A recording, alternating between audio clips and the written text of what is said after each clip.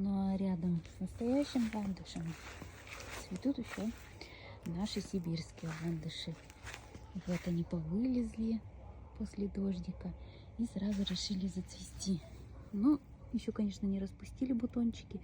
Только-только, видите, начинает. Это вот наши сибирские ландыши. На днях распустят, может, уже завтра. И я вам их покажу уже расцветшими. Тоже красивенькие очень. Сейчас весь лес ими усыпан. Так красиво в лесу. Ну и у меня здесь тоже будет красиво.